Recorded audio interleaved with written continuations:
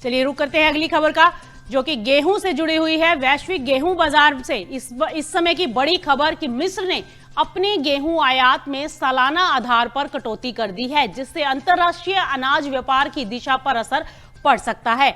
आधिकारिक आंकड़ों के अनुसार फरवरी 2026 में मिस्र ने करीब 13 लाख टन गेहूं इंपोर्ट किया, जो पिछले साल इसी महीने के मुकाबले लगभग 13% कम है। फरवरी 2025 में आयात करीब 15 लाख टन था। साल के पहले 2 महीने की बात करें तो कुल गेहूं आयात लगभग 23 लाख टन रहा।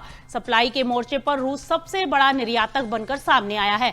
फरवरी में मिस्र के कुल आयात का 57.5% हिस्सा रूस से आया, लगभग 7,97,000 टन। दूसरे स्थान पर रहा रोमानिया, जिसने 1,89,000 टन गेहूं सप्लाई किया। वहीं यूक्रेन तीसरे स्थान पर रहा, करीब 1,86,000 टन शिपमेंट के साथ।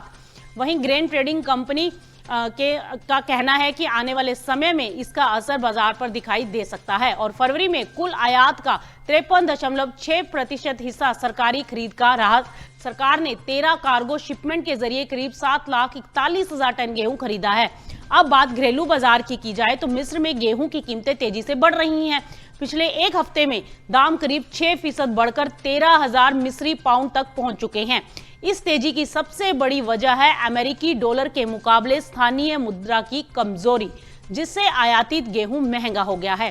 साथ ही लॉजिस्टिक लागत भी बढ़ती जा रही है, जिसकी वजह से कीमतों में तेजी देखने को मिली है।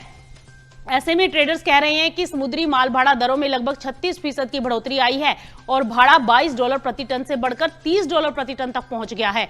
मिडिल ईस्ट में बढ़ते भू राजनीतिक तनाव और शिपिंग लागत को और बढ़ा रहे हैं। इसका नतीजा ये हो रहा है कि कई आयातक अनसर्टेनिटी के कारण खरीद घटा रहे हैं। तो ऐसे में अब सबसे बड़ा सवाल ये उठता है कि क्या गेहूं आयात में ये कटौती वैश्विक बाजार में नई कीमतों की दिशा तय करेगी? क्या महंगे लॉजिस्टिक और कमजोर मुद्रा अनाज व्यापार पर और दबाव डालेंगे? क्या यूरोप में खाद्य सुरक्षा को लेकर एक बार फिर गंभीर सवाल खड़े हो गए हैं?